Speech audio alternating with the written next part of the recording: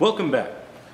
We get to visit some amazing places here at Black Tie Lunchbox, and in our Speak Your Piece segment, we'll talk with the people who are charged with the solemn task of representing their constituents in their amazing communities. As a programming note, please know that we will be interviewing Democrats, Republicans, and third-party affiliated candidates and individuals who are serving their constituents in either municipal, state, or federal functions. Now, we couldn't have a more distinguished guest than State Representative John Piscopo. John Piscopo is a Republican. He serves in the Connecticut House of Representatives in the 76th District, which covers Thomaston, Harwinton, Burlington, and part of Litchfield. He was first elected in 1988, where he defeated the incumbent at that time by 63 votes. The following election, he won his election by over 1,000 votes, and the following after that by over 3,000 votes. Now in 2014, John Piscopo defeated his challenger by over 4,884 votes. He is currently the Chief Minority Whip, and it's a pleasure to have you here on Black Tie Lunchbox. Well, thank you, Joe. It's a pleasure to be here, and welcome to Thomaston and the Thomaston Opera House. This is an amazing place, an amazing community, and it's so great to talk right here at the Thomaston Opera House. I know that KJ will be having a segment later that will be discussing the history of this fine institution and beautiful place.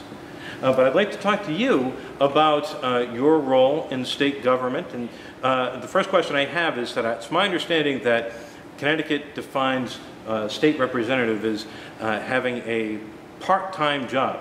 Do you find that you have a part-time job? Well, not all the time. In fact, after I leave here, I have a meeting up in Litchfield where I'm going to meet with the troopers up there to try and iron out a better way for the Harwinton Fair, so it makes it easier for the Harwinton Fair to work.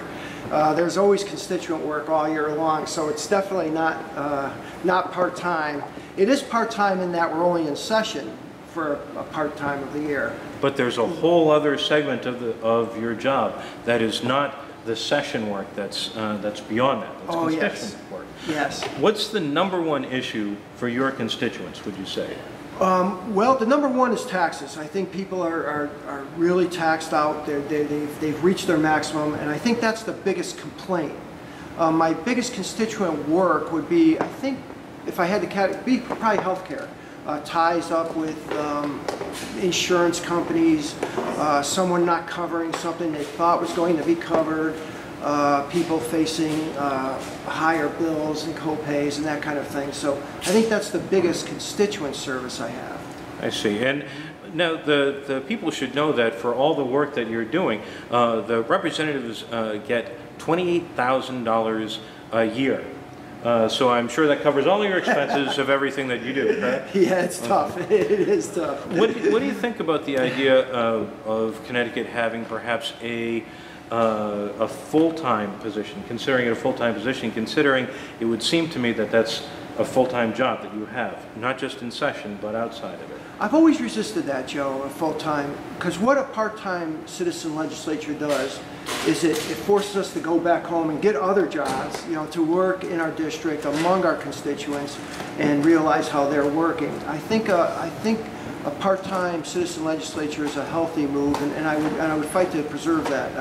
I think having us sequestered in Hartford all year would not be a healthy thing to do. I appreciate you speaking your piece on that. Sure. Now, in terms of the state legislature, the House of Representatives in Connecticut, there are 151 representatives. Currently, for this year, there are 87 Democrats, there are 64 Republicans. Now, for the Senate, there are 36 seats, 20 of which are held by Democrats, 1 working family, and 15 Republican. Now, if a voter was turning 18 in order to vote, they would have been born in 1997, which sounds crazy to me because I hate to be reminded of my age until I look in the mirror. But they will never have experienced a time in their lifetime where the Republicans were in control of the representatives. What do you attribute that to, and do you see a path forward for that party? I do see a path forward. What I attribute the past to has been, I think, the makeup of the constituency. It's city versus suburb, if you will. When we went to one man, one vote, the legislature was vastly changed that way. And it changed since then when we only represent a section of the populace. So that the cities, traditionally Democrat, have dominated since that move. Now we have been making inroads lately. We gained 10 seats 4 years ago and 12 seats 2 years ago. So the trend is back. And I think if we show with a good election in November, we have a very, very good chance of taking the legislature back. Historic, it would be a historic move. Now, speaking of history, it was in 1984 that the Republicans actually took both the House and Senate for the state of Connecticut, and that was during the time of a Reagan election. With the presidential election coming up, first of all, you're a Republican. You haven't thrown your hat into the ring as a presidential nominee. No, I have. Probably one of the few. Okay. Do you see this upcoming election as a Reagan-esque type election? And if so, do you have a particular favorite that you see now? I do see that. I see the trend happening. I think people are ready for a real change, back to the conservative, market-driven, individual freedoms, individual responsibility, limited government, less taxation. I think people have seen the division now of the Democrat and Republicans, and they could divine what both parties do. They're not lumping us all into one. So I do see that move. And as far as not having I don't have a favorite yet. I like them all.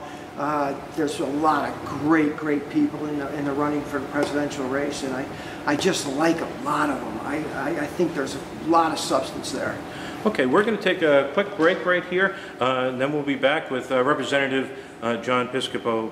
This is Black Tie Lunchbox, and I'm J. Timothy Quirk. We'll be back in a few minutes.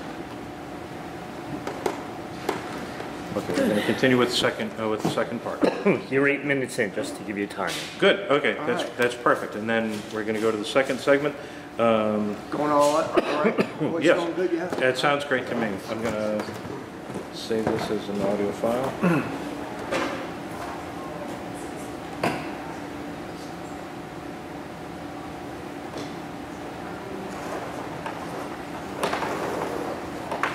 Okay. It's continuing to roll, so we're going to do it in 3. Okay. Let me get in the way. Okay.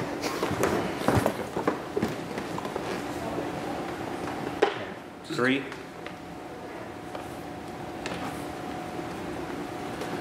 Welcome back to Black Tie Lunchbox. I'm J. Timothy Quirk. I'm here in Thomaston, in the beautiful Thomaston Opera House, here with State Representative, the Chief Minority Whip, John Piscopo. And John, I'd like to ask you a question about a bill that you not only favored, but that you sponsored. It's House Bill 05005. It was authorizing a bond for the state for the Railroad Museum of New England in Thomaston. Speak your piece about it. Oh, well, yeah, we're very proud of that, the Railroad Museum being down here. It attracts an amazing amount of people. We did a kind of a poll where the zip codes of where they came from. Amazing radius of people visiting Thomaston just for the Railroad Museum. And what they want to do is expand the tracks in front of the museum. There's room there to bring in more cars so people could tour the different various cars. And it's just kind of a nostalgic thing, but there is potential for a functional railroad between Torrington and Waterbury. So they're keeping the lines up, they're keeping everything in order, and they're doing it on a volunteer basis. Very, very proud of that. And so that's my effort there, and I hope it goes. We were very, very successful to get it as a designation as the New England Railroad Museum. And we were also able to get signs up on the highways to help people find their way here. And as a special note, I just want to say that out of your visitors visiting the Railroad Museum, you can count myself and my family among them. Oh, great. So yeah. our zip code was included in that. Mine too.